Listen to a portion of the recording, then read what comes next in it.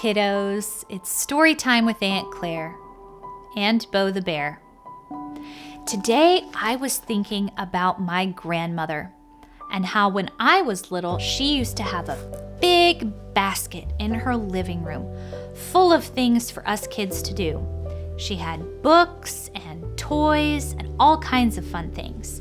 And the story that I'm going to read to you today was one of my very favorites from that basket. It's called Andy and the Runaway Horse. It's by Jane Thayer and it's illustrated by Meg Wohlberg.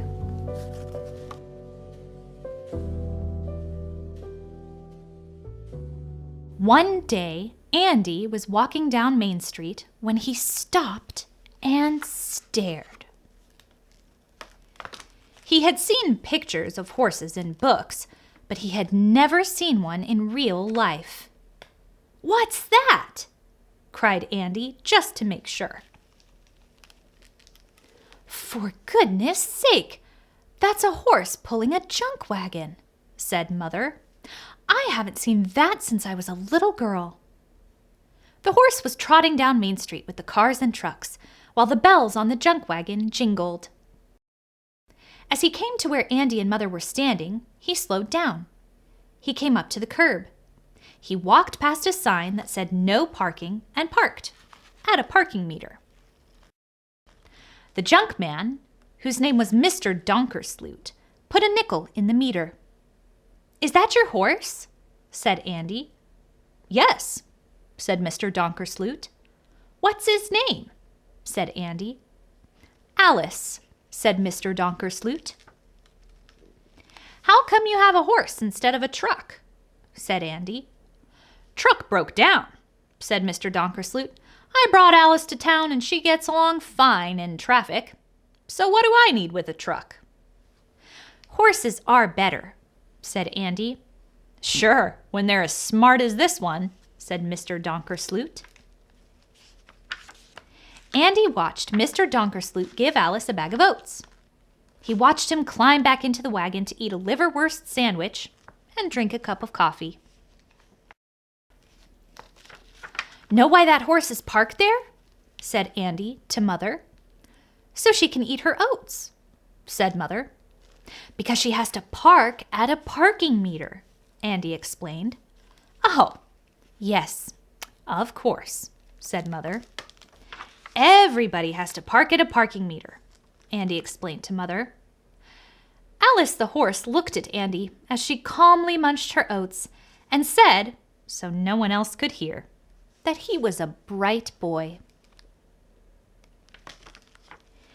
Andy and Mother went on and stopped at some stores.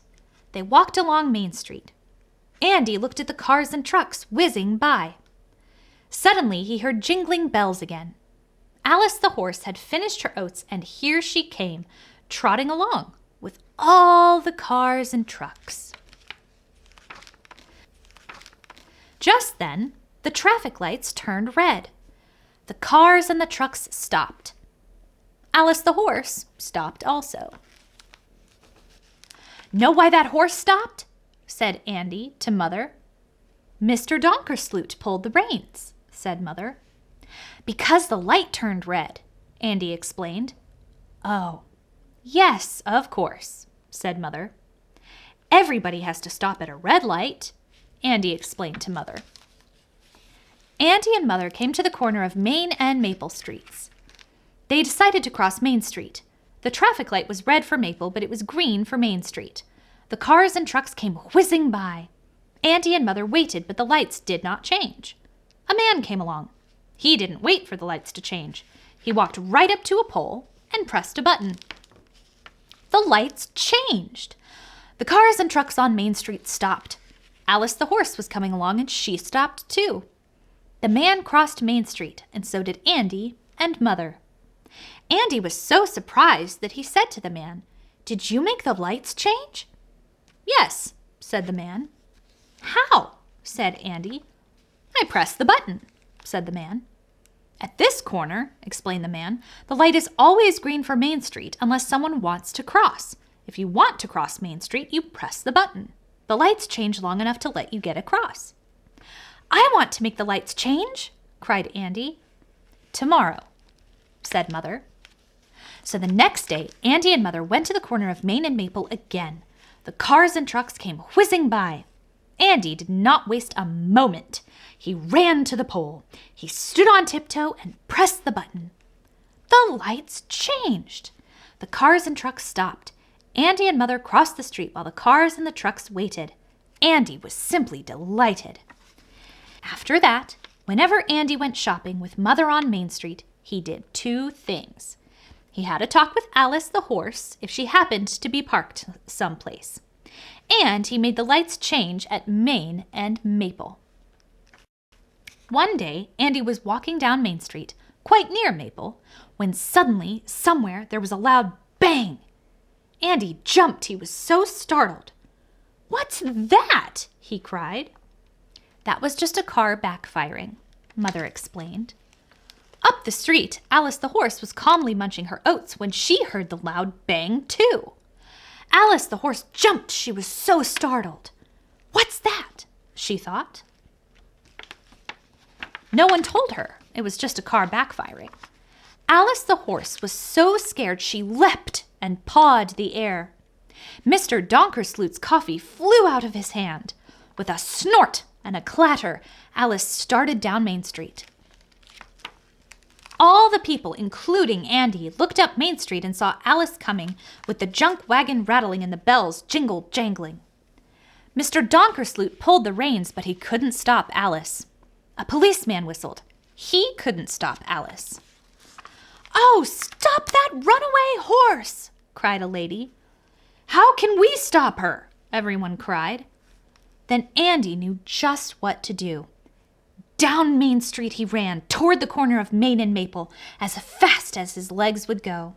He rushed to the pole. He stood on tiptoe. He pressed the button. The lights on Main Street turned red. The cars and trucks stopped. Alice the runaway horse stopped so suddenly that she skidded 6 feet. Mr. Donkersloot got out of the wagon and calmed Alice down. All the people who were watching the runaway horse were amazed. They said to Andy, "Oh, do horses always stop at red lights?" "Sure they do. Everybody stops at a red light," explained Andy. Then Mr. Donkersloot shook hands with Andy and said, "Oh, thank you." The policeman praised him. A lady kissed him. Mother was proud as punch. Andy explained to Alice the loud bang was just a car, backfiring. Alice looked a little ashamed of herself for running away, but she told Andy, in private, when no one was listening, it certainly was a good thing someone was around who understood about red lights. That's it for now, but it's not the last story that we're going to read together. Bo and I love each and every one of you, and we can't wait to see you back here next time.